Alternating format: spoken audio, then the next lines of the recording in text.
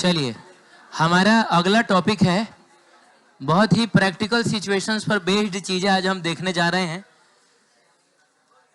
Topic है optical instrument. Optical instrument का मतलब हुआ ऐसे इंस्ट्रूमेंट्स जिसमें लेंस या फिर मिरर का इस्तेमाल होता हो।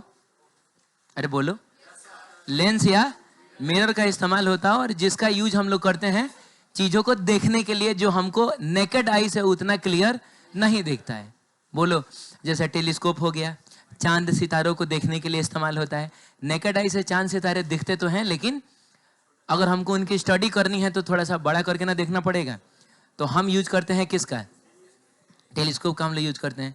मान लो बहुत छोटी छोटी चीजों को देखना है, बैक्टीरिया देखना है, कोरोना वायरस देखना है, तो हम लोग नेकेड आई से नहीं देख पाते हैं, तब हम यूज करते हैं माइक्रोस्कोप। वो भी एक ऑप्टिकल इंस्ट्रूमेंट हो गया। याद है हम लोगों ने एक बार एक पेरिस्कोप देखा था, यहाँ नीचे से देखते थे ऊपर की चीज दिखती थी, उसमें भी तो मिरर का इस्तेमाल होता है, प्रिज्म का इस्तेमाल होता है, वो भी एक ऑप्टिकल इंस्ट्रूमेंट हो गया। नॉर्मल फिल्मों में आप देखते होइएगा, दूर के, ठीक से आप लोग बैठिए तो पहले, अभी आए हुए 5 मिनट नहीं हुआ है, आके आप लोग पसर जा रहे हैं।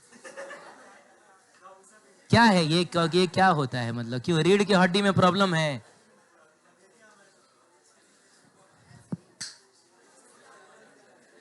सीधा बैठिए आप लोग, सीधा बैठिए। हाँ चलिए ठीक है, लेकिन कंफर्टेबली ही बैठिए, लेकिन ऐसे बैठिए कि आप लगे कि आप बैठे हुए हैं।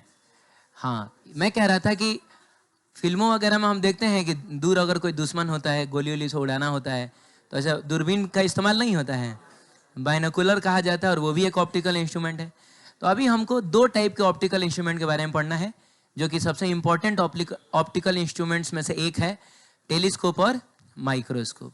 ठीक है, लेकिन इससे पहले कि हम टेलीस्कोप और माइक्रोस्कोप देखें, हम अपनी आंखों की क्षमता के बारे में जानेंगे। बोलिए ना, क्योंकि हमारी आंखों के पास भी ये क्षमता है। नेकेड आई से भी तो हम कई सारी चीजों को देख सकते हैं ना। तो जब हमारी आंखें सरेंडर कर देंगी कि अब हमसे देखा नहीं जा, तब ना हम लोग ऑप्टिकल इंस्ट्रूमेंट का इस्तेमाल करते हैं। तो पहले देख लीजिए कि हमारी आंखें कहां तक देख सकती हैं। ठीक है, आइए सबसे पहले लेंस के कुछ प्रॉपर्टीज के बारे में हम लोग जानते हैं, जिसमें सबसे पहला प्रॉपर्टी ये है कि अगर आप, बाबू ये F होता है और इधर क्या होता है, 2F होता है, ऑब्जेक्ट को कहाँ रखिएगा, इनफाइनाइट पे रखिएगा, तो जो इमेज बनता है वो कहाँ बनता है, फोकस बनता है। बोलो याद है कि नहीं? ऑब्जेक्ट जरूरी नहीं है आप ऐसा ही बनाइए, ऑब्जेक्ट आप नॉर्मल ऐसा बना लीजिए, तो कहाँ बनेगा, छोटा सा बनेगा, उल्टा सा बनेगा, फोकस पे बनेगा, रियल होगा है। ऑब्जेक्ट को अगर हम करीब लाते हैं, इमेज का क्या होता है, इमेज यहीं पर रह जाएगा।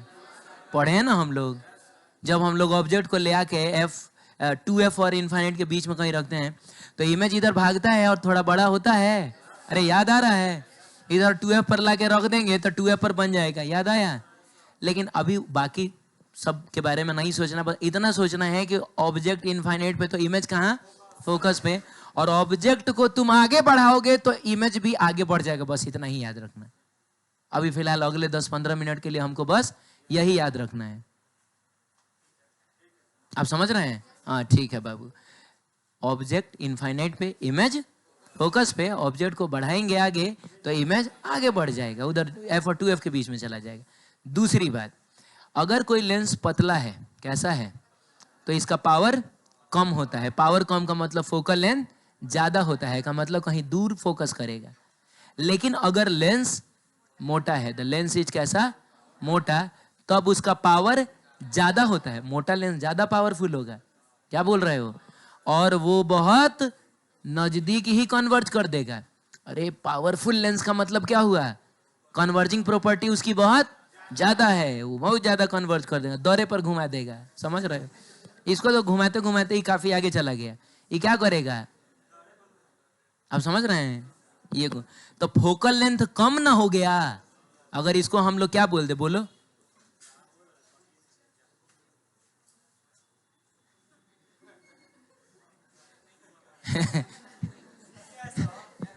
ये F1 है, कोई बात नहीं है। ये मान लो कि ये फोकल लेंथ मान लो f1 है और ये फोकल लेंथ मान लो कितना है f2 मान लो ऐसे, तो f2 छोटा है f1 बड़ा।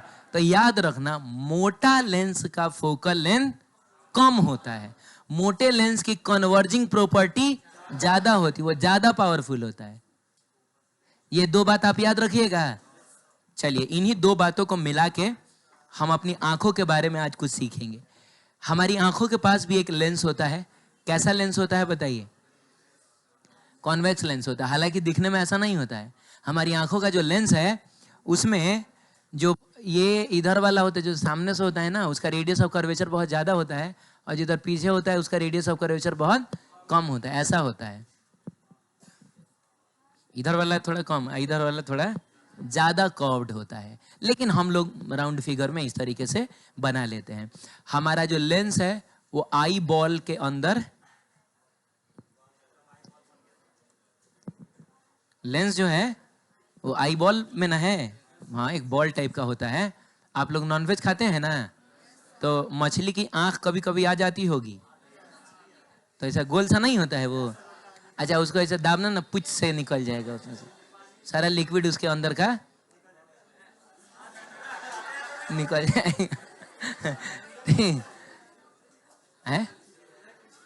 हाँ, तो ऐसा होता है। तो कहने का मतलब है कि आंख के बारे में हालांकि हम लोग पढ़ेंगे आगे, अभी थोड़ा इधर फोकस करिए।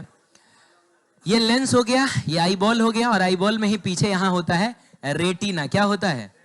इसको इसको क्या बोला जाता है? पर्दा टाइप का हो गया ये पर्दा। और इसको क्या बोला जाता है?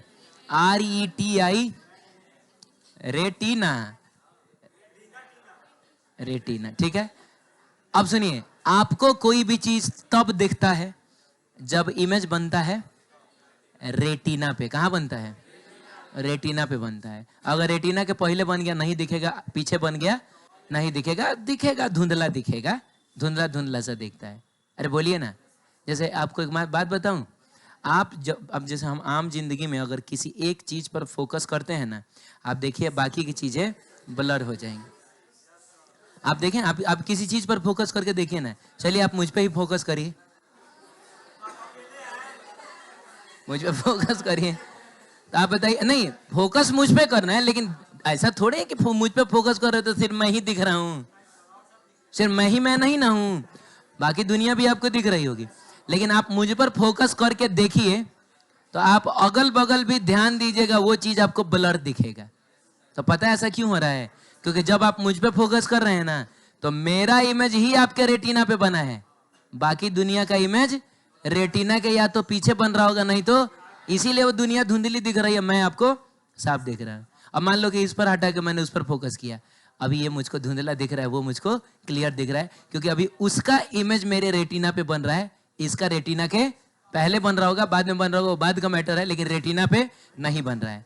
क्या ये आपने ऑब्जर्व कर लिया? अभी बैठे बैठे ये बात ऑब्जर्व किया आपने? वही चीज क्लियर दिखेगा जिसका इमेज कहां बनता है? रेटिना पे बनता है। सही है, क्या बात है। अब देखिए, मान लीजिए कि कोई ऑब्जेक्ट जो है, सुन रहे हैं क्या आप? कोई ऑब्जेक्ट है, कहां है बताइए? इनफाइनाइट पे है। अरे बोलो। तो अब क्या होगा कि यहां से जो रे निकलेगा वो सीधा जाएगा। कहां जाएगा बताओ? सीधा जाएगा।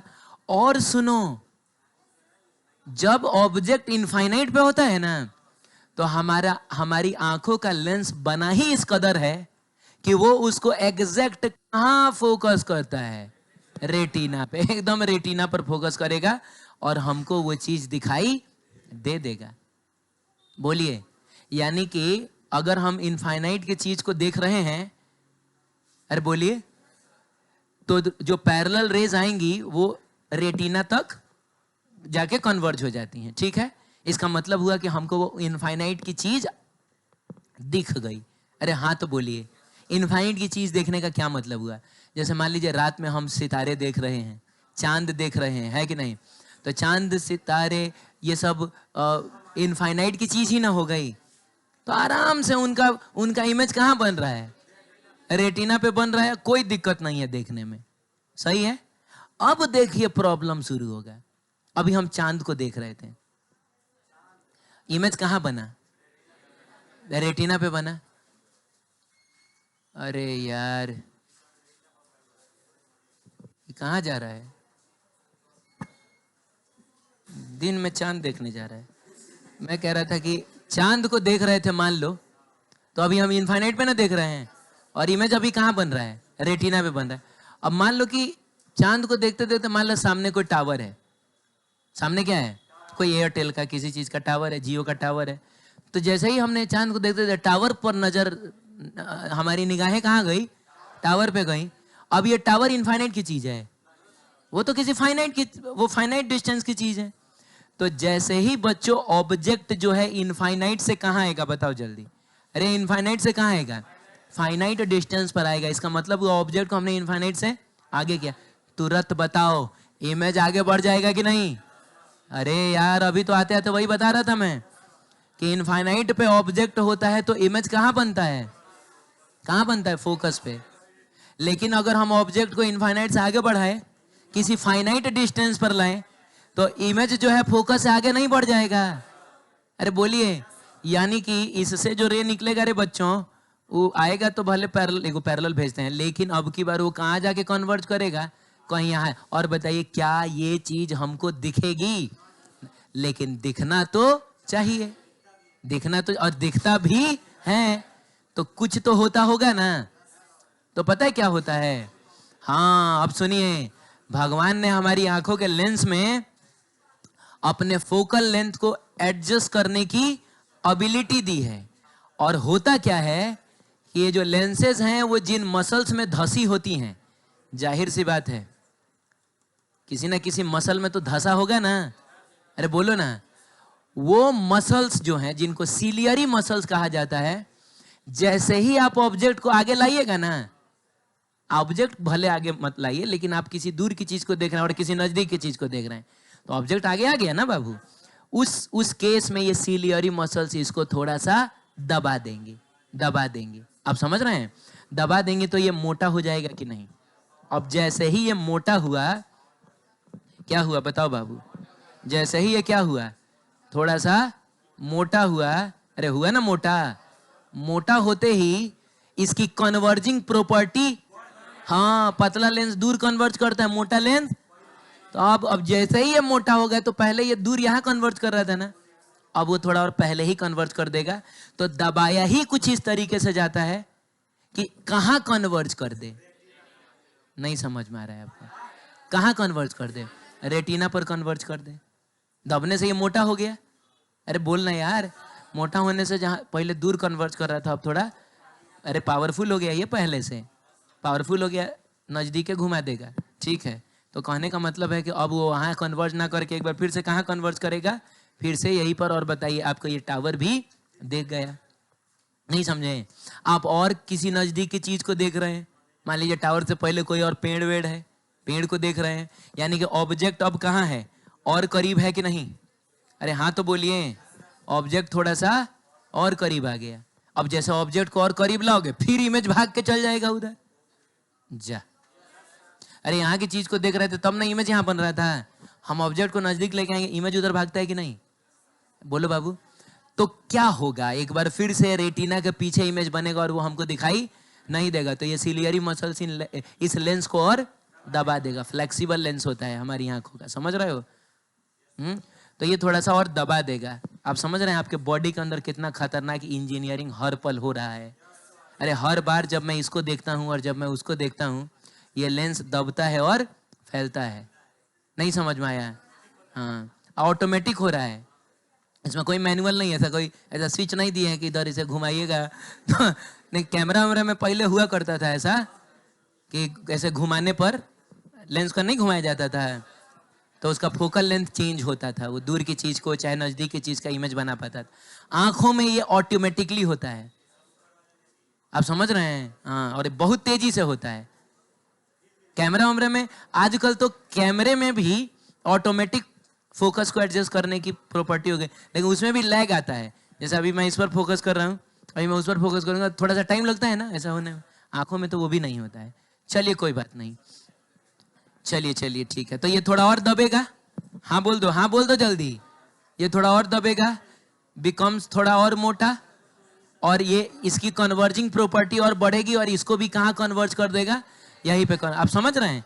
तो इससे हमने ये सीखा कि जैसे जैसे हम ऑब्जेक्ट को करीब लाते जाएंगे, ये लेंस हमारा मोटा होता जाएगा, इसकी कन्वर्जिंग प्रॉपर्टी बढ़ती जाएगी, लेकिन हर बार इमेज रेटिना पर ही बनेगा। 1 मिनट रुकिए, इस सिचुएशन में ना इमेज डिस्टेंस फिक्स्ड है, वो फिक्स्ड है, इमेज यही बनना चाहिए भले ऑब्जेक्ट कहीं हो। अब फॉर्मूले में तुम बताओ 1/v - 1/u बराबर 1, इसको हमने कर दिया कांस्टेंट, लेकिन ये हो गया वेरिएबल। क्या ऑब्जेक्ट डिस्टेंस भी फिक्स्ड है?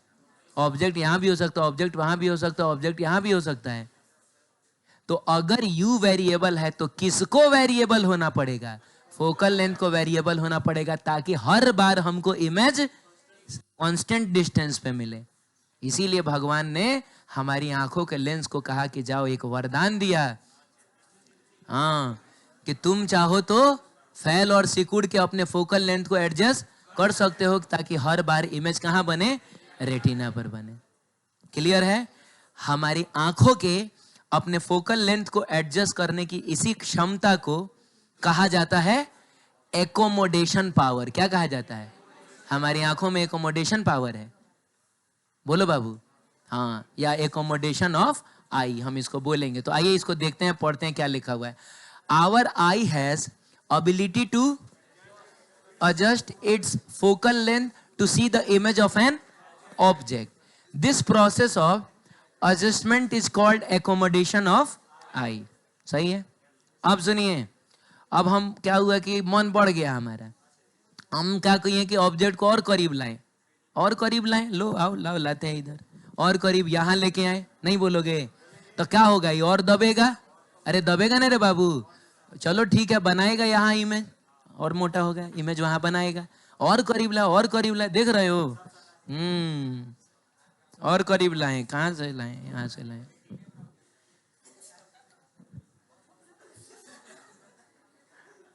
ऑब्जेक्ट को रेटिने पर ले जाकर रखा है। क्या कमाल के आदमी हो तुम। भगवान का नंबर तुमको हम देते हैं, समझ रहे हो? हाँ, तो हम करीब ले आए, सुन रहे हो? करीब, मान लो इतना करीब लाए तो ये और मोटा होगा ना। चलिए, ये और मोटा हुआ, ये देखिए, ये और मोटा हो गया, और इसने क्या किया कि इमेज कहाँ बना लिया? रेटिना पर बना, ये भी दिख गया। लेकिन रुकिए 1 मिनट, क्या लग रहा है? आप ऑब्जेक्ट को नजदीक लेते जाएंगे या दबते दबते दबते दबते पिचक जाएगा क्या? ये ऐसा भी तो नहीं ना होगा। अरे इसकी भी तो एक औकात होगी ना, किसी के भी दबने की एक औकात है, ये औकात भर वो दबेगा। आप समझ रहे हैं? तो हो सकता है कि यहां तक आने के बाद अब आपका लेंस बोले कि अब हमसे नहीं दबा जाएगा, अब ज्यादा दबेगा तो अब हम डैमेज हो जाएंगे, अब हम टूट सकते हैं। आप समझ रहे हैं? खराब हो सकते हैं हम। तो इसका ये मतलब हुआ कि अगर नहीं, देखिए, अगर आपको नहीं मन है पढ़ने का, 1 मिनट, आप लोग जो है हमको बोल दीजिए कि सर हम लोग नहीं पढ़ना चाह रहे हैं। मैं जानता हूं कि बिछड़ने का नहीं, मैंने कहने का मतलब है कि 10 दिन हम लोग अलग रहेंगे ना एक दूसरे से, तो वही तो मैं सोच रहा हूँ कि 10 दिन हम लोग एक दूसरे के बिना कैसे गुजारेंगे। आप लोग मेरे बिना रह लीजिएगा 10 दिन, बताइए। 10 दिन तो कम से कम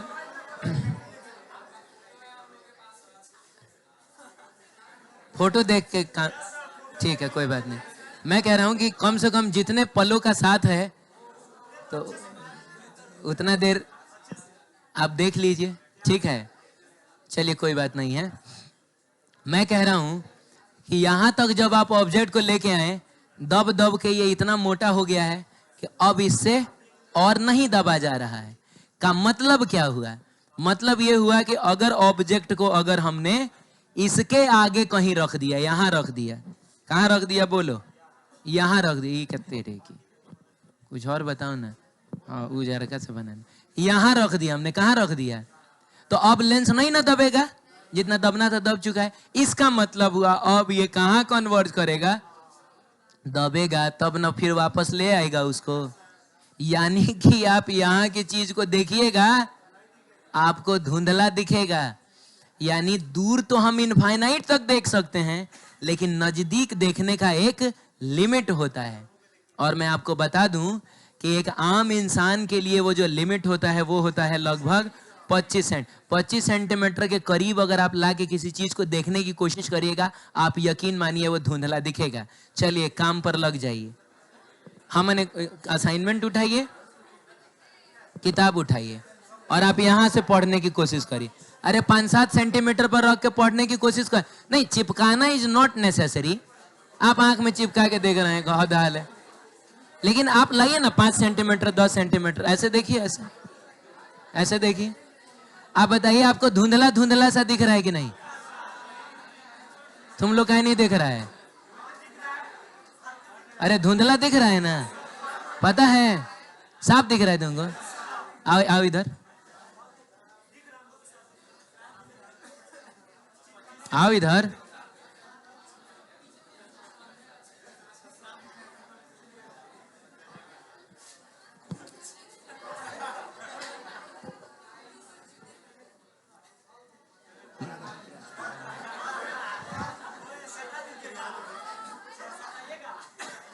नहीं नहीं, मैं कह रहा हूं कि आप अगर दूर रखिएगा ना, तो दूर रखिएगा तो आपको धुंधला दिखेगा, लेकिन पढ़ पाइएगा। जितना करीब लाइएगा वो इतना धुंधला होता। अरे यार ये और कहाँ भाग गया ये? हाँ, मैं कह रहा हूं कि दूर दिखेगा तो इतना दूर चला जाएगा ना कि नहीं दिखेगा। तो आप यहां पर रख के पढ़ने की कोशिश करिए। धुंधला नहीं दिख रहा है तुमको? अरे पागल, पढ़ा जाएगा नहीं, पूछ रहा हूं मैं, धुंधला दिख रहा है कि नहीं? धुंधला दिख रहा है ना? आओ आओ यहां से देखो तो।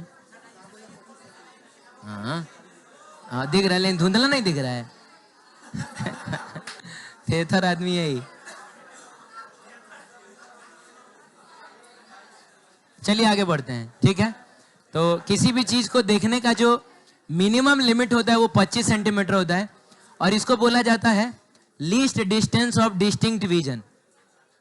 चुप एकदम। लीस्ट, LEST, लीस्ट का मतलब हुआ कम से कम, डिस्टेंस का मतलब डिस्टेंस हुआ, ऑफ डिस्टिंक्ट विजन। तो डिस्टिंक्ट का मतलब तो होता है कि दो चीजें अगर अलग अलग हैं तो उनको डिस्टिंक्ट बोला जाता है, लेकिन आप डिस्टिंक्ट से मतलब क्लियर समझिए ना। Least distance of clear vision कितना होता है? 25 सेंटीमीटर। सही है, उसके नजदीक लाइएगा, बहुत सफर करना पड़ेगा आपको देखने के लिए, है कि नहीं? धुंधला दिखेगा। चलिए आगे बढ़े। तो ठीक है, what do you mean by, शांत रहिए, what do you mean by power of accommodation of eye? तो बता देंगे ना, हमारी आंखों के पास एक एबिलिटी अपने फोकल लेंथ को एडजस्ट करने की, उसी एबिलिटी को कहा जाता है एकोमोडेशन पावर। हो जाएगा? चलिए ठीक है, ये मैंने बता चुका है आपको, least distance of distinct vision. अच्छा बाबू, उसको डिनोट कैसे किया जाता है? डी से। ये जो 25 सेंटीमीटर, इसको हम लोग आगे चल के डी से डिनोट करने जा रहे हैं। बोलो। हाँ, डी से डिनोट करेंगे, ठीक है। आगे बढ़ते हैं, चलो ठीक है। क्या पढ़ना पड़ेगा? अच्छा ठीक है। तब if object is brought too close to eyes, अगर ऑब्जेक्ट को हम बहुत नजदीक ला दें, the focal length can not be, तब हमारी आंखें फोकल लेंथ को एडजस्ट नहीं कर पाएंगी to form the image on कहां? Retina. Thus there is a minimum distance for clear vision. इसका मतलब एक मिनिमम डिस्टेंस होगा चीजों को क्लियरली देखने का, which is called least distance of distinct vision and also called near point. तो आम इंसान का जिसका आंख खराब नहीं है उसका नियर पॉइंट कितना होता है? 25 सेंटीमीटर, ठीक है। Formal eye, for normal eyes this distance is generally taken to be कितना? 25 सेंटीमीटर। सही है, आगे बढ़ सकते हैं हम लोग। चलिए अब सुनिए, अब इससे पहले कि हम ऑप्टिकल इंस्ट्रूमेंट पर जाएं, मैं आपसे कुछ सवाल पूछना चाहता हूं। सवाल यह है कि बड़ा होना और बड़ा दिखना क्या सेम चीज है कि अलग अलग चीज है? अलग चीज है। माने जो बड़ा है वही बड़ा दिखेगा कि छोटी चीजें भी कभी कभी बड़ी दिखती हैं? जैसे मैं तुमसे एक एग्जांपल लेना चाहूंगा कि मान लीजिए कि अभी ये छत नहीं होता, रात का समय होता है, ठीक है, ऊपर आपको चांद दिख रहा होता है, तो बताओ कौन बड़ा है? मैं बड़ा हूं कि चांद बड़ा है? नहीं, मैं उस ये जो आसमान में दिखता है, मैं उस चांद की बात कर रहा हूं। कौन बड़ा है बताइए? मैं बड़ा हूं। नहीं नहीं, आप, अरे बड़ा होने का मतलब है कि आप डायमेंशंस के हिसाब से बताइए। मैं मानता हूं कि आपके लिए तो मैं भगवान से भी बड़ा हो सकता हूं, तो वो चांद क्या चीज है, वो बात नहीं है, प्रैक्टिकल बात है। ठीक है, प्रैक्टिकल बात यह है कि आप लंबाई चौड़ाई नाप के बताइए ना कि कौन बड़ा है। तो मैं किसी कंपैरिजन में ही नहीं हूं, मैं उसे लाखों करोड़ों गुना छोटा हूं, वो मुझसे लाखों करोड़ों गुना बड़ा है। लेकिन अगर ये छत ना हो और आप दोनों को देखिए, आपको बड़ा कौन दिख रहा है? मैं बड़ा दिखूंगा, ये इतना सा दिख रहा हूँ, चांद दिखता है इतना सा ना, उतने उससे भी छोटा दिखता है। खैर कोई बात नहीं है।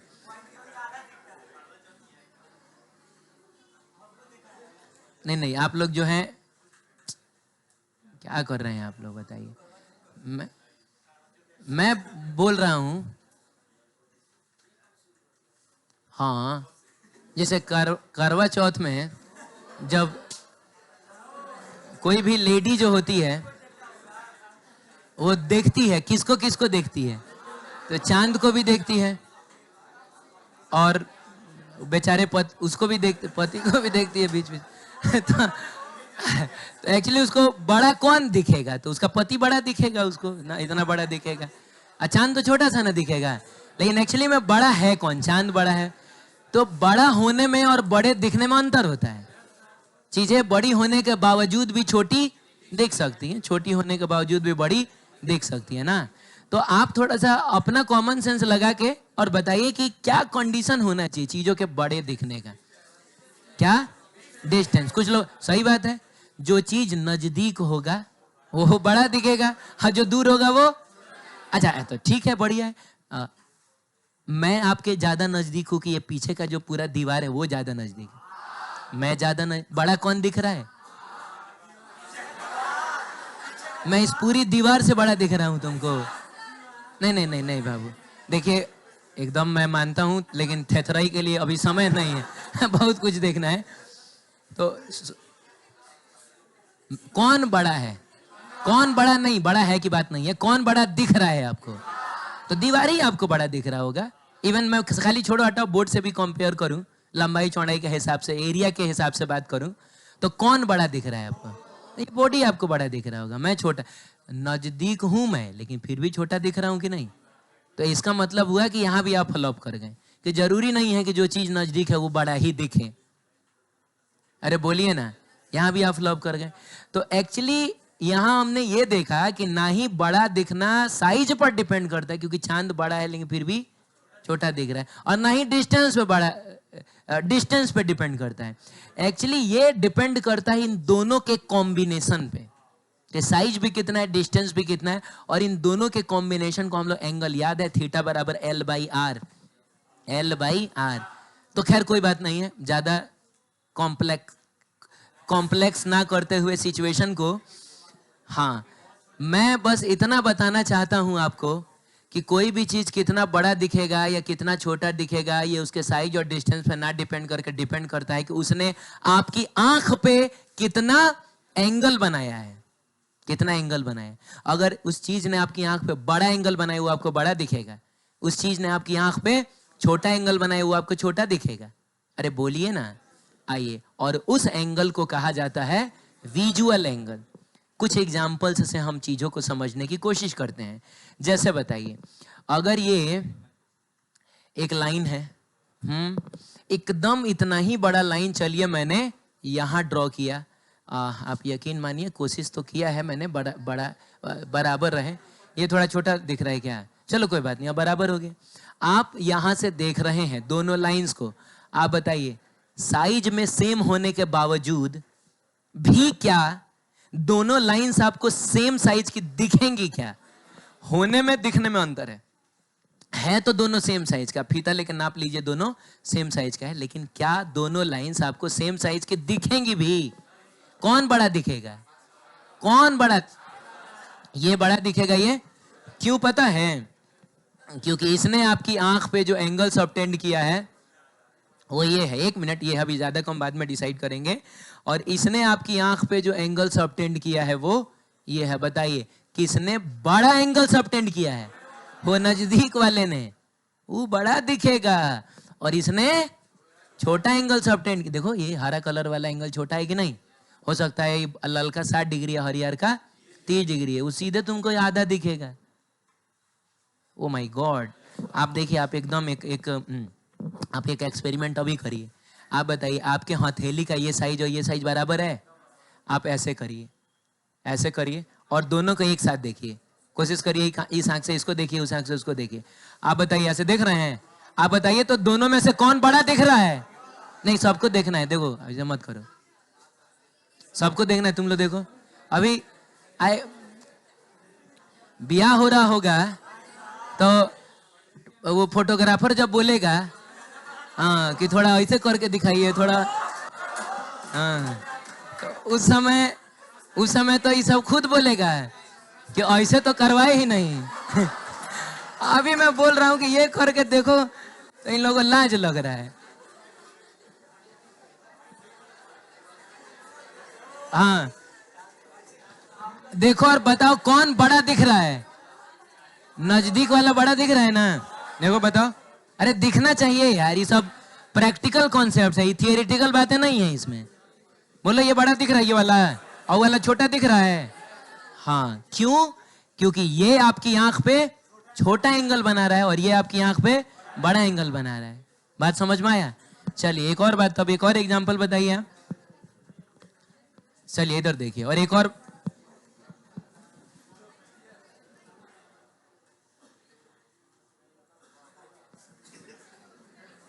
ये कैसा है? अरे लाइन है, और कैसा है? और मान लो बाबू कि यहाँ पे एक लाइन है, तुम बताओ कौन बड़ा है? लाइन तो ये बड़ा है और वो छोटा है। और हम देख मान लीजिए कि यहां से रहे हैं, क्या लग रहा है कौन आपको बड़ा दिखेगा? होने में ये बड़ा है। अरे तुम लोग यार,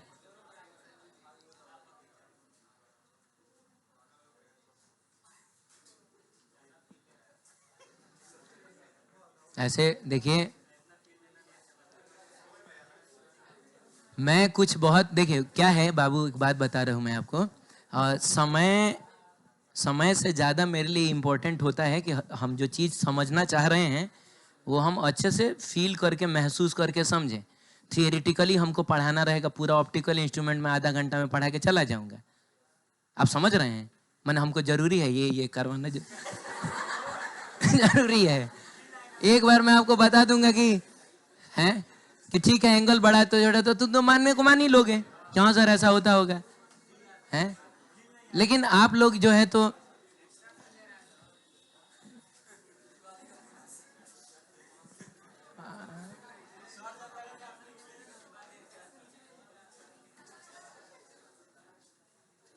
शांत रहिए। ये बताइए कि दोनों लाइन में बड़ा कौन है? ये है, लेकिन बड़ा दिखेगा कौन? अगर हमको बड़ा देखने की, जहां बड़ा देखने की बात आ गई तो वहां हमको तो क्या देखना पड़ेगा? एंगल देखना पड़ेगा। तो इसने इतना एंगल सबटेंड किया और देखते हैं ये कितना एंगल सबटेंड किया है, तो मिलाया जाए। अरे बोलना रे भाई, कौन कौन छोटा एंगल सबटेंड कर रहा है? ये तो बड़ा होने के बावजूद ये आपको छोटा दिखेगा और ये छोटा होने के बावजूद आपको बड़ा। ये बात समझ में आ गई?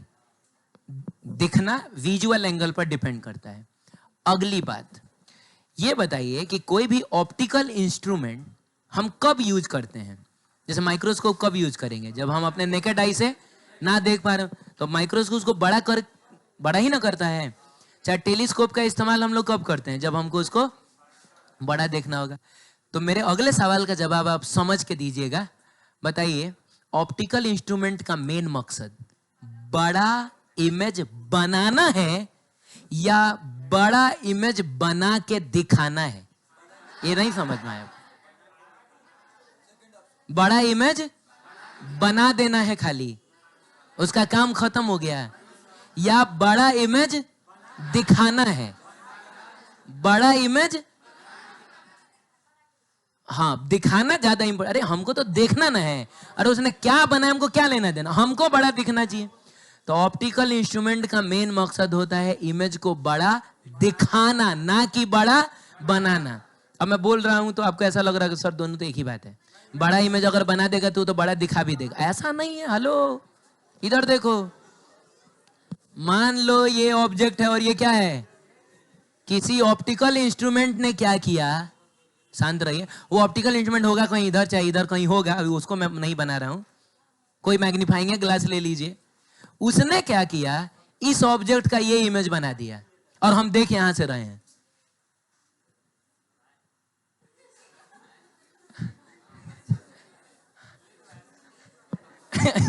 ये सब अरे यार ये मैं कह रहा था कि ऑप्टिक सबको सब मटेरियल ढूंढने में इधर देखिए, ई एक्स्ट्रा खुश हो गया। ठीक है, मैं कह रहा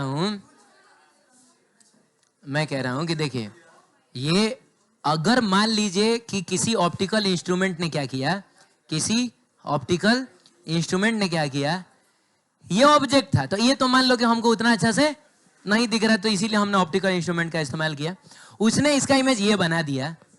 बताओ ये किसी काम का माइक्रोस्कोप है कि बेकाम का माइक्रोस्कोप है? नहीं नहीं, क्या बात कर रहे हो यार, इमेज तो बड़ा बनाया ही है, इमेज तो बड़ा बना, लेकिन क्या फर्क पड़ता है, बड़ा इमेज बनाने के बावजूद भी ये हमको ऑब्जेक्ट से भी छोटा दिखेगा। उससे बढ़िया है कि हम अपनी नेकेड आई से ऑब्जेक्ट ही देख लें। नहीं समझे आप? देखिए, हैं ऑप्टिकल इंस्ट्रूमेंट जो भी हमने यूज किया, उसने इमेज बड़ा बना दिया कि नहीं? तो बना के एकदम खुश हो गया कि देखो मैंने बड़ा इमेज बना दिया, तुम उसको देख लो। जब हम देखने जाएंगे तो हमको ऑब्जेक्ट से भी छोटा दिखेगा। इसका मतलब ये बिना काम का माइक्रोस्कोप था। आप समझ रहे हैं? माइक्रोस्कोप टेलीस्कोप का काम ये नहीं होना चाहिए कि आप किसी तरीके से बड़ा इमेज बना दीजिए, ये होना चाहिए कि आप बड़ा बना के दिखा दीजिए। अब सुनिए, ये तो बिना काम का माइक्रोस्कोप।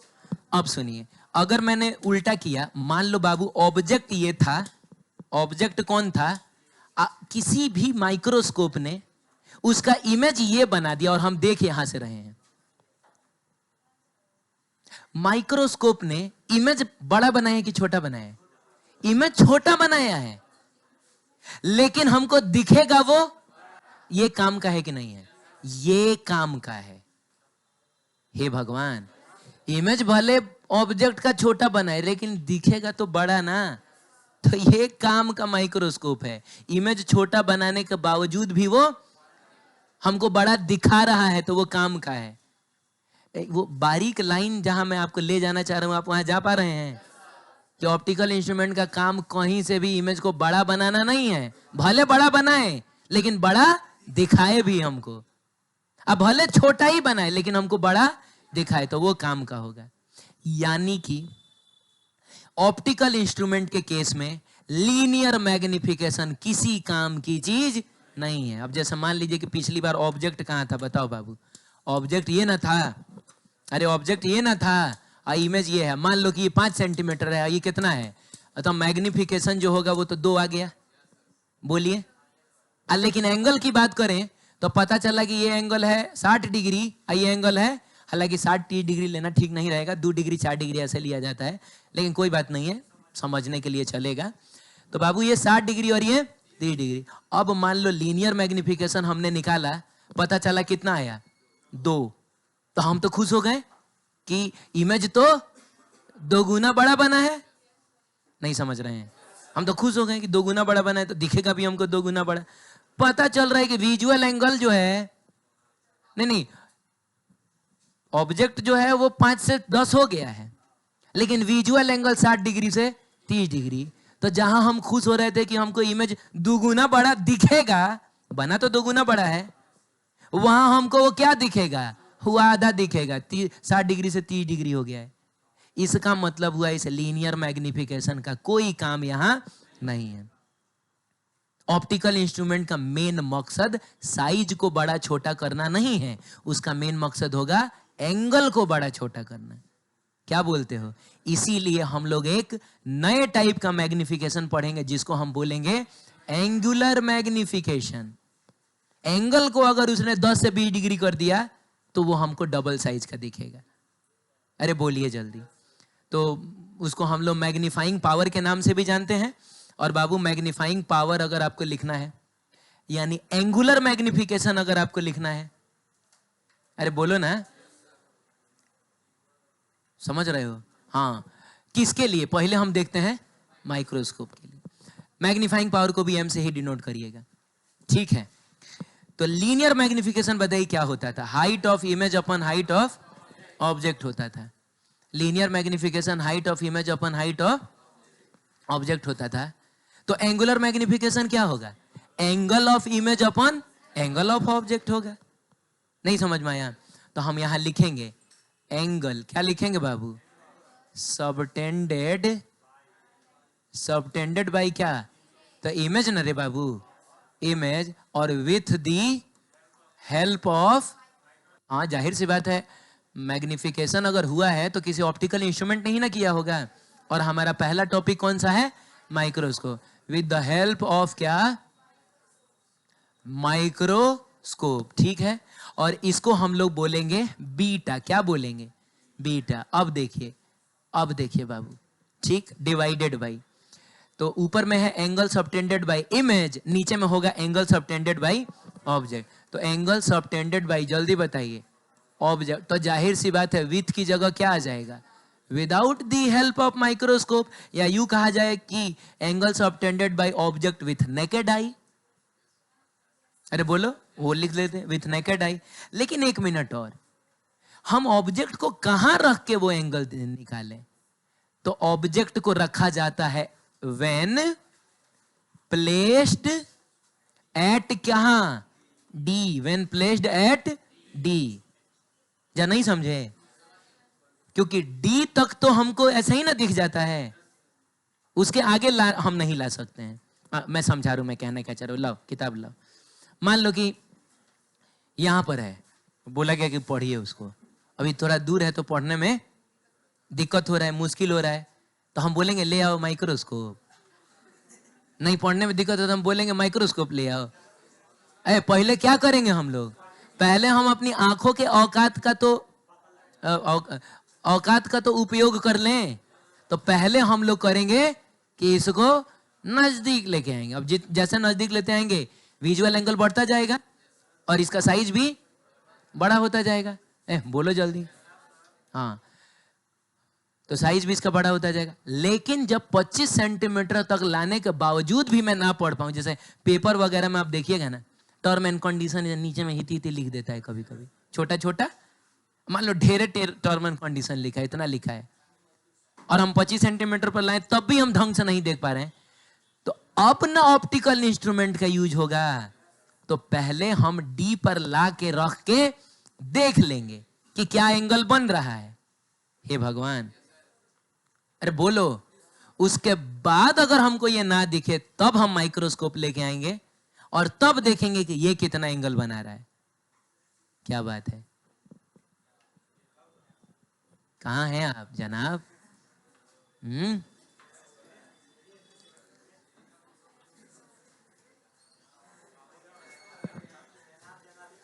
चलिए इधर देखिए, ठीक है?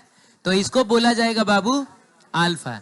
एंगल सबटेंडेड बाई, शांत हो जाइए, एंगल सबटेंडेड बाई इमेज को बोला जाएगा beta, angle subtended by object को बोला जाएगा अल्फा। और ऑब्जेक्ट को हमको कहां रखना होता है? डी पर रख कर देख लेना होता है। उसके बाद हम लोग माइक्रोस्कोप का इस्तेमाल करेंगे, ठीक है? हमारा जो सबसे पहला ऑप्टिकल इंस्ट्रूमेंट है बाबू, वो है सिंपल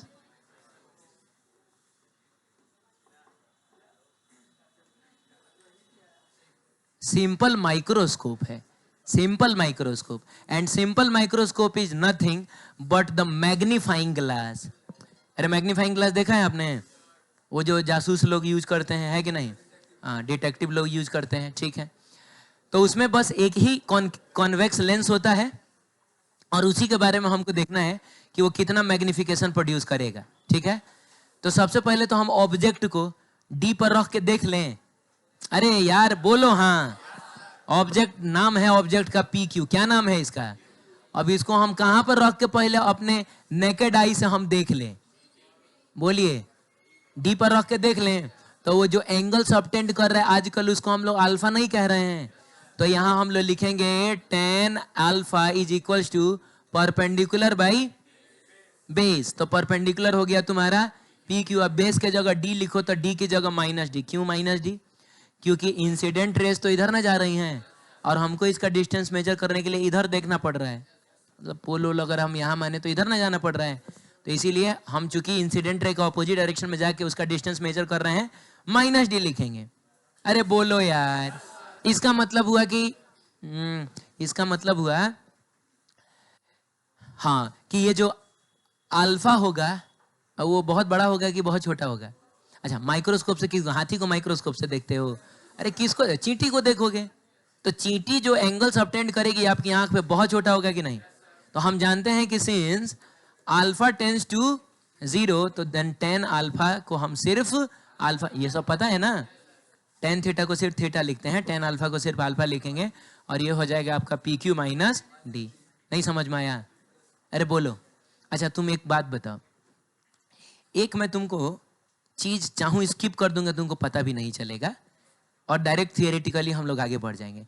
लेकिन आप एक कमाल की चीज जानना चाहेंगे इसके बारे में? बोलिए जल्दी। चलिए मैं बताता हूं आपको। मान लीजिए कि ये ऑब्जेक्ट था। कौन था बताओ बाबू? रुको थोड़ा ऑब्जेक्ट को इधर रखो। ये कौन था बताइए? ऑब्जेक्ट था और ये हमने कहाँ रखा था? इसको डी डिस्टेंस पर रखा था। अभी डी डिस्टेंस मानिए इसको, क्या मानिए? डी डिस्टेंस ही आप इसको मानिए। और यहाँ पर मान लीजिए कि कोई लेंस हमने रखा। बोलो बोलो। चलो ठीक है, ये डिस्टेंस को हम लोग क्या मान रहे हैं बच्चों? डी मान रहे हैं। तो अच्छा हमने इसको ऐसे रखा ना, कैसे रखा है कि ये जो ऑब्जेक्ट के फोकस के इधर आ जाए। तो आपको याद है इमेज कहाँ बनता है? ये कहाँ बनता है? तो ये मान लो ऐसे चला गया। बोलो बच्चों, ये ऐसे चला गया और ऐसे पीछे बढ़ाते थे हम लोग। नहीं समझ में आ रहा है लग रहा है आपको? अरे पीछे ही ना बढ़ाते थे तो इमेज यहाँ नहीं बनता था। तो ये हो गया आपका पी क्यू और ये हो गया आपका पी डैश क्यू डैश। और आप देख यहाँ से रहे थे। सिचुएशन समझा देता हूँ। पहले आपने ऑब्जेक्ट को कहाँ रखा था? कहाँ रखा था? ये डी पर रख के देखिए, मैं इसको देख रहा हूँ। उसके बाद क्या हुआ? यहाँ पर लाके मैंने एक लेंस रख लिया, एकदम आंख में सटा के देख रहे हो? देख लो इधर, सटा के मैंने लेंस रख लिया। तो अब मुझको ये दिखेगा कि इसके पीछे का इमेज दिखेगा। अब इमेज ना दिखेगा।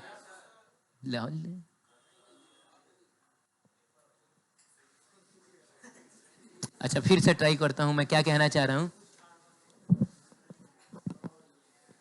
ये मैंने इसको, अरे यार ये हमको कुछ दिख ही नहीं रहा।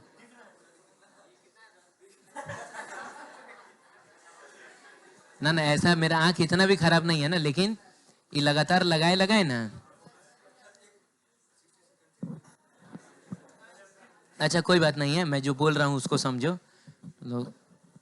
मैं कह रहा हूँ बाबू कि इसको मैंने अभी मैं कहाँ रख के देख रहा हूँ? डी डिस्टेंस पर रख के देख रहा हूँ। बोलो। मान लो कि उतना अच्छा से नहीं दिख रहा है, बहुत छोटा ऑब्जेक्ट है बड़ा, लेकिन मानो कि बहुत छोटा है, चींटी है मान लो। अब मैंने क्या किया कि यहाँ एक लेंस मैंने अपनी आंखों में सटा के, और कॉन्वेक्स लेंस, हालांकि मैं कॉन्केव पहनता हूँ, लेकिन हम किसकी बात कर रहे हैं? एकदम सटा लिया मैंने आंख में। अब मैं इसको देख रहा हूँ। अब ये मुझको ऑब्जेक्ट यही दिखेगा कि मुझको इसका इमेज दिखेगा? अगर मैंने लेंस से देखा तो अब ये नहीं ना दिखेगा, मुझको इसका इमेज दिखेगा। तो इमेज तो ये है, ये दिखेगा पी डैश पी क्यू नहीं दिखेगा, हमको दिखेगा पी डैश क्यू डैश, वो दिखेगा। बोलो बाबू। बस मेरा सवाल तुमसे ये है कि इमेज आपको पहले से बड़ा दिखेगा कि छोटा दिखेगा? ये लगाने से अब जो नई चीज हमको दिखेगी वो बड़ी दिखेगी, छोटी दिखेगी कि उसी साइज की दिखेगी? ये खाली आपको बता देना, बड़ी छोटी की उसी साइज की। कितने लोग कह रहे हैं कि सर सेम साइज का, आपको इमेज भी सेम साइज का दिखेगा? जितना पहले आपको ऑब्जेक्ट दिख रहा था उसी साइज का अभी आपको इमेज भी दिखेगा। कोई एक आदमी भी जो ऐसा कहना चाह रहा हो? तो सबको समझ में आ रहा है ना कि इमेज जो है वो हमको बड़ा दिखेगा। तुम क्या बोल रहे हो? तुम सेम साइज बोल रहे हैं ना? तुम्हारे देखो ये तुम्हारे दिल से ऐसा आवाज आ रहा है, तुम एकदम विद्या कसम खा के बोलो कि तुम्हारे दिल से आवाज नहीं आ रहा है। आ रहा है नहीं आवाज? तुमको तुम्हारे मन में ये आवाज है ना कि सेम साइज का होगा, तो हाथ उठा। कभी कभी हम लोग अकेले भी पूरे क्लास में सही होते हैं। वो लड़का बोल रहा है कि सर आप इसको देख रहे थे नेकेड आई से, तो आपको जितना बड़ा ये दिख रहा है, आप अगर लेंस लगा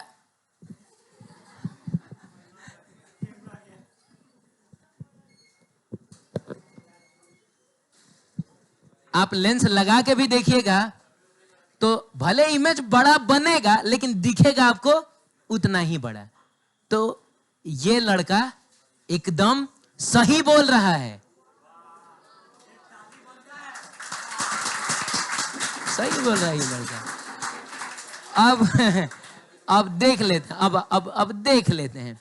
लेंस हटाइए, हेलो लेंस हटाइए तो ये ऑब्जेक्ट आपको दिखेगा, और ये ऑब्जेक्ट आपकी आंखों पे जो एंगल सबटेंड करेगा वो ये वाला एंगल है। बोलो जल्दी, बोलो जल्दी, लेंस लगाइए। अब आपको ये ऑब्जेक्ट ना दिख के ये, और ये इमेज आपकी आंखों पे जो एंगल सबटेंड, यही ना इमेज है, और यहां से हम देख रहे हैं, यही पे ना देख रहे हैं, तो ये आपकी आंखों पे जो एंगल सबटेंड करेगा, क्या लग रहा है ज्यादा एंगल है ये। अरे भाई ये ट्रायंगल और ये ट्रायंगल तो सिमिलर ट्रायंगल्स हैं, विजुअल एंगल नहीं बढ़ा, आपको साइज में कोई फर्क, भले इमेज बड़ा बना है तो क्या है दिखेगा, लेकिन आपको उसी साइज का दिखेगा, आपको कोई फायदा नहीं हुआ। लेंस लगा लिया हमने, यहां ऑब्जेक्ट था, लेंस लगा लिया, कोई फायदा नहीं हुआ। लेकिन मैग्नीफाइंग ग्लास से तो हमको चीजें बड़ी दिखती हैं, तो आखिर फायदा हो कहां रहा है वो मैं आपको समझाता हूं। बताइए ये कौन सा डिस्टेंस है, कौन सा डिस्टेंस है ये? हाँ ये तो 25 सेंटीमीटर ना है। आज जो इमेजुआ बना है वो कहाँ बना है? हमको लग रहा है 25 से दुगुना कुछ ऐसा 60 सेंटीमीटर हमको लग रहा है। पता है बस फायदा क्या हुआ? फायदा ये हुआ कि अब सेम ही साइज का दिखेगा, लेकिन दिखने वाला चीज कहाँ है? 60 सेंटीमीटर दूर। यानी अब हमारे पास आजादी है कि हम इसको और नजदीक बुला सकते हैं। तो इमेज को और नजदीक बुलाने के लिए ऑब्जेक्ट को और नजदीक लेके जाना पड़ेगा। अरे बोलो, तो हमने क्या किया ना, हमने क्या किया कि ऑब्जेक्ट को हम यहां पर लाके ऐसे रखें थोड़ा सा नजदीक। देखो लेंस ने अब हमको आजादी दे दी कि आप ऑब्जेक्ट को 25 सेंटीमीटर से भी करीब ला सकते हैं। नहीं समझ में आया तो क्या होगा? इमेज कहां बनेगा बताइए बाबू? तो ये तो सीधा जाएगा, इधर जाएगा, इसमें तो कोई डाउट नहीं है।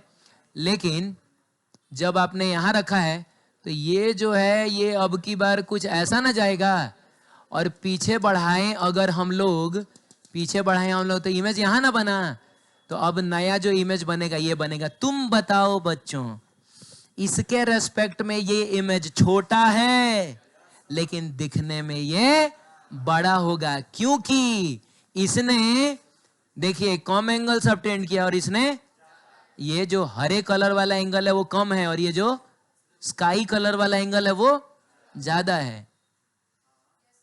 मैग्नीफाइंग ग्लास हमको आजादी देता है कि आप ऑब्जेक्ट को 25 सेंटीमीटर से भी नजदीक लाके देख सकते हैं। आप देखिएगा लोग ऐसे देखता है, जा जा जा जा ऐसे ऐसे नजदीक लाके देखता है। ठीक है, एक और बात है, अभी हमारे पास और आजादी है इसको आगे ले जाने की, क्योंकि ये भी तो अभी 25 सेंटीमीटर तक तो नहीं ना आया है।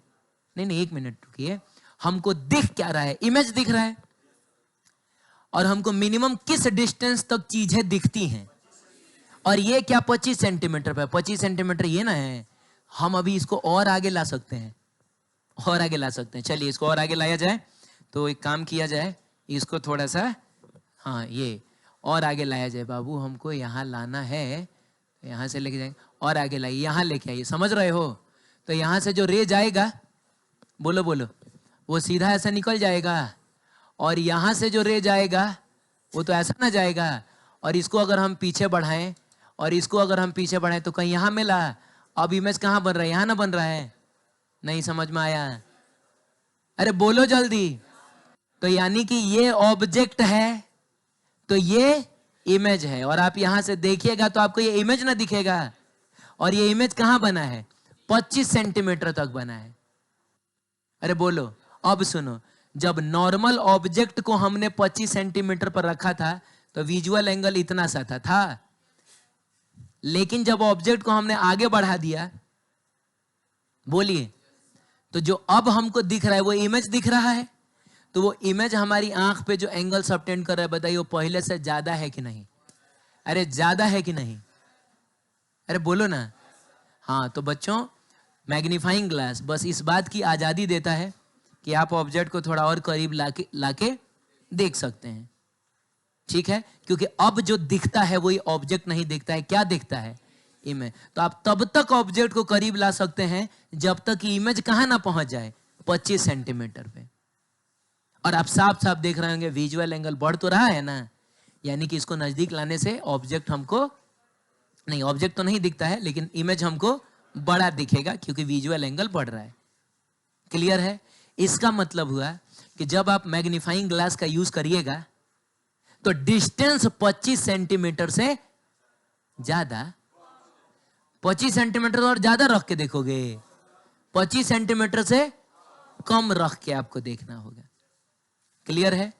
तो इस फोटो को ज्यादा कचड़ा हो गया है, इसको हम लोग यहां से हटाते हैं और एक नया फोटो बनाते हैं।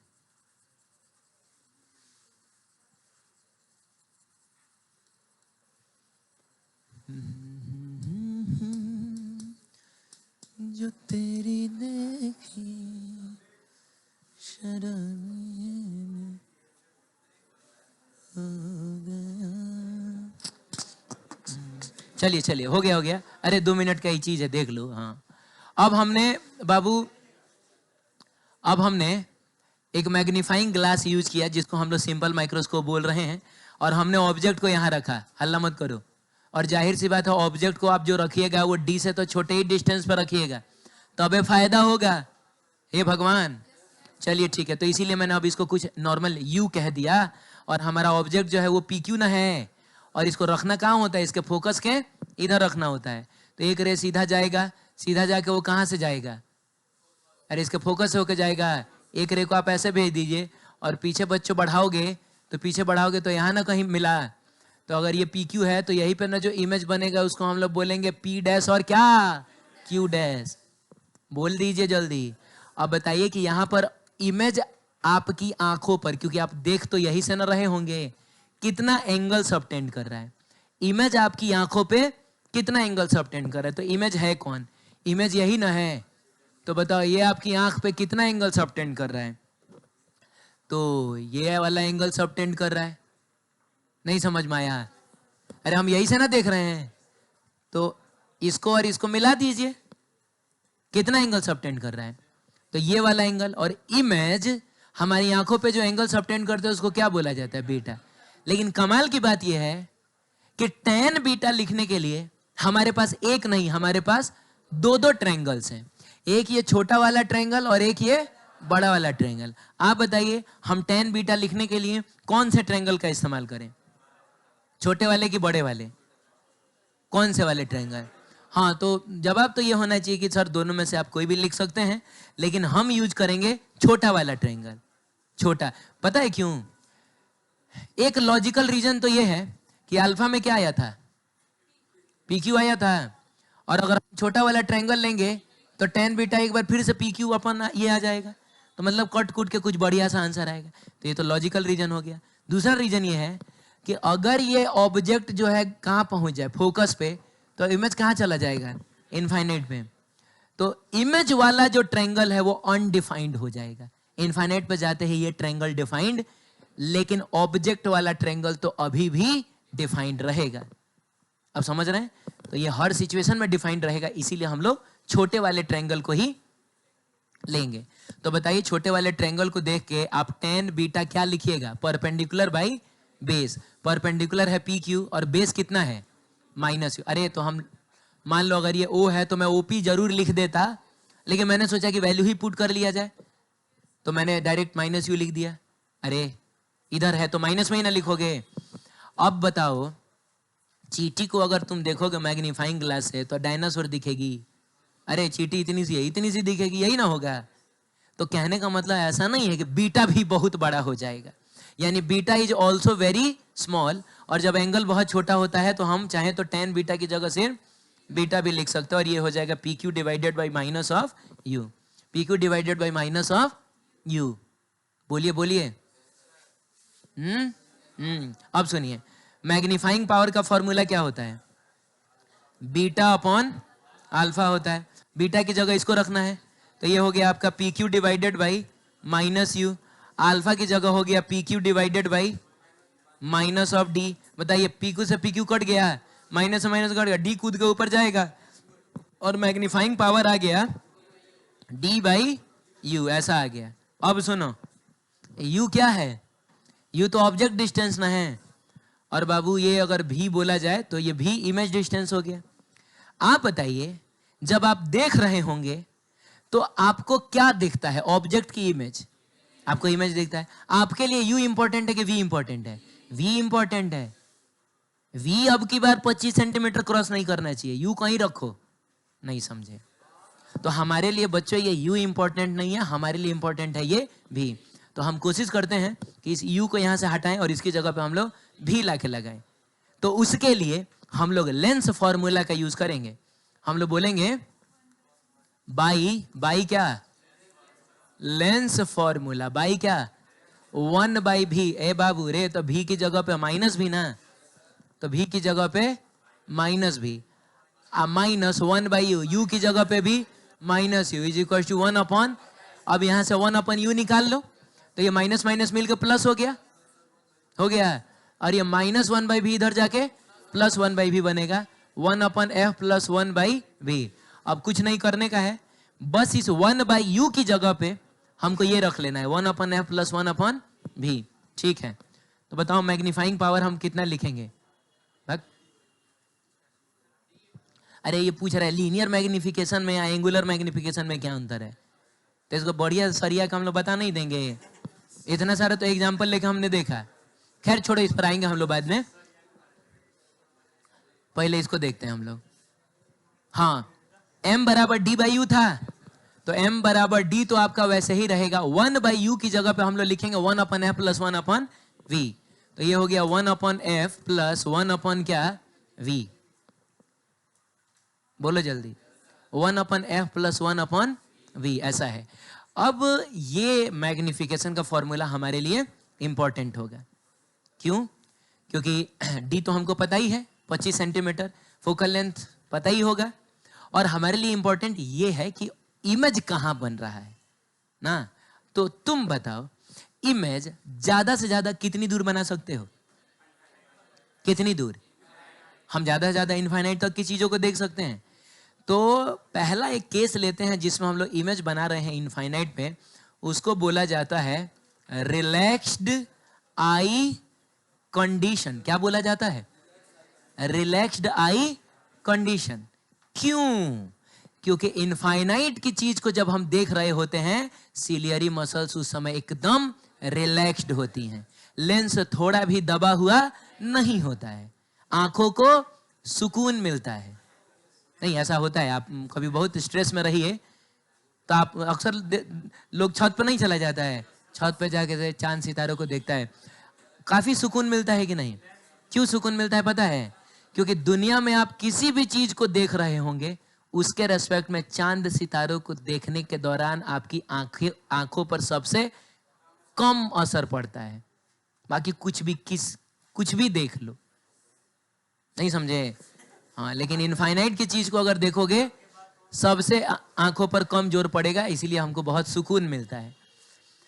तो रिलैक्स्ड आई कंडीशन में भी की जगह पे क्या रख दिया जाए? इनफाइनाइट। अरे बोल दो यार, मैं छोड़ ही देता हूं तुमको, कंपाउंड नहीं पढ़ाऊंगा तुमको मैं। सुन रहे हो? हाँ, मैं कह रहा हूं कि भी की जगह पे क्या रखेंगे? इनफाइनाइट रखेंगे। समथिंग अपॉन इनफाइनाइट कितना होता है? 0 होता है। तो उस केस में मैग्नीफाइंग पावर कितना आया? d अपॉन एफ आ गया। अब सुनो, इमेज को हम लोग ज्यादा से ज्यादा तो इनफाइनाइट पे बना सकते हैं, कम से कम कहाँ बनाएंगे? कम से कम हम लोग, हमको दिखता इमेज ही है। कौन दिखता है? तो इमेज जो दिखने वाली चीज है वो कम से कम 25 सेंटीमीटर पे होनी चाहिए। उसको क्रॉस कर गया तो अब इमेज वो नहीं दिखेगा। नहीं समझे? तो हम लोग सबसे ज्यादा वाला देख लिए, थोड़ा एक बार सबसे कम वाला देख लेते हैं। और उस केस में the image will be at कहाँ? D. Image will be at कहाँ? डी बाबू। अब आप बताइए कि अगर आप इस वी की जगह पे, अच्छा एक और बात है, इमेज को आपने कहाँ बना दिया? डी पे। इस समय आपकी आंखों पे सबसे ज्यादा जोर पड़ रहा होगा, लेंस सबसे ज्यादा दबा होगा। इसको बोला जाता है स्ट्रेन्ड आई। क्या कहते हैं? स्ट्रेन्ड आई कंडीशन। बोलिए ना, क्या कहते हैं? स्ट्रेन्ड आई कंडीशन। बताइए मैग्नीफाइंग पावर कितना आएगा? डी तो रहेगा, 1/f भी रहेगा, अब वी की जगह क्या रखना है? डी। इसे डी को अंदर भेज दो तो ये हो जाएगा d/f, और डी जब इससे मल्टीप्लाई होगा तो कितना? 1, यानी d/f+1। बताओ कब मैग्निफिकेशन आपको ज्यादा मिलेगा? इनफाइनाइट पर इमेज बनाओगे तब ज्यादा मिलेगा कि डी पर इमेज बनाओगे तब ज्यादा मिलेगा? जाहिर सी बात है, एक का फैक्टर इसमें ज्यादा ना है। जैसे कि एग्जांपल लेते हैं हम लोग, मान लो बाबू एक लेंस है जिसका फोकल लेंथ कितना है? 5 सेंटीमीटर। अरे कितना है? तो जब तुम इसका इस्तेमाल करके इमेज को इनफाइनाइट पे बना रहे होगे तो उस समय मैग्निफिकेशन कितना मिलेगा? डी का मतलब हो गया सबसे पहले 25 सेंटीमीटर। आई कितना है? कितना मिलेगा? 5। 5 गुना बड़ा दिखेगा आपको। वो कितना बड़ा बना है नहीं पता, लेकिन 5 गुना बड़ा आपको दिखेगा वो। इस केस में बताइए, इस केस में मैग्निफिकेशन कितना आएगा? अरे भाई तो d/f+1 है, d/f 5, तो ये 6 गुना ही ना बना। बोलो, तो इनफाइनाइट पे इमेज बना रहे होगे तो वो चीज तुमको 5 गुना बड़ा दिखेगा, और जब डी पर बनाओगे तो वो चीज तुमको 6 गुना बड़ा दिखेगा। तो मेरे आखिरी सवाल का जवाब दे दीजिए, आप प्रीफर क्या करिएगा? मान लीजिए पेपर में कोई बहुत लंबा चौड़ा टर्म एंड कंडीशन लिखा है, समझ रहे हो? अब हमको मैग्नीफाइंग ग्लास की सहायता से आधा घंटा कम से कम उसको पढ़ना है, तो हम इमेज को कहां बनाना प्रीफर करेंगे? इनफाइनाइट पे प्रीफर करेंगे या कि डी पर प्रीफर करेंगे? अगर डी पर प्रीफर करेंगे थोड़ा और ज्यादा बड़ा दिखेगा और ज्यादा क्लियर दिखेगा। अरे जितना बड़ा उतना क्लियर, और क्या। इनफाइनाइट पे बनाएंगे थोड़ा सा मतलब इसके रेस्पेक्ट में हल्का छोटा दिखेगा। तो हम प्रीफर क्या करेंगे ये बताइए? फिर भी हम प्रीफर करेंगे इनफाइनाइट, क्योंकि आंखों पर तो जोर नहीं ना पड़ रहा है। अरे बोलिए, और मैग्निफिकेशन में बहुत अंतर है। अरे ये भी 5 गुना बड़ा दिखा रहा है भाई, ये वही ना। अब ये होता कि वो 5 गुना बनाता, ये 50 गुना बनाता, तब जाहिर सी बात हम इसी को प्रीफर करते हैं। ये 10 गुना बनाएगा तो ये 11 गुना, वो 50 गुना बनाएगा, ये 51 गुना, क्या फर्क पड़ता है? हम तो इमेज कहाँ प्रीफर करेंगे? तो मैं ये ऐसे ही है, आपसे पूछ रहा हूं मैं कि हम इमेज को इनफाइनाइट पे ही प्रीफर करेंगे, आंख पे जोड़ नहीं पड़ेगा हमारे। क्लियर है? तो एक बार जाते जाते बस बता दीजिए, magnifying power for simple microscope for relaxed I condition, मतलब कि image is formed at infinite, कितना होता है? d/f। d का मतलब 25 सेंटीमीटर, f का मतलब फोकल लेंथ ऑफ द। और इनफाइनाइट पर ना बना के अगर हम d पर बना रहे हो इमेज को, तो कहां बनता है? d/f+1। हालांकि कायदे से तो ये होना चाहिए कि इसके बाद तुरंत मुझको क्या पढ़ा देना चाहिए? कंपाउंड माइक्रोस्कोप पढ़ा देना चाहिए। क्या बोल रहे हो? कल पढ़ोगे? आप लोग लोड ले पाएंगे? हैं? अन्ना तो एक काम करिए, कॉन्सेप्ट तो समझ गए हैं ना? तो एक काम ये करिएगा कि अगले बार हम जब मिलें तो थोड़ा सा एक बार खाली इसको रिवाइज करके आप आ सकते हैं, और ये दोनों डेटा खाली याद करके आना। d/f+1 क्या? ठीक है? अरे रुको तो यार, शुभकामनाएं देनी है आपको।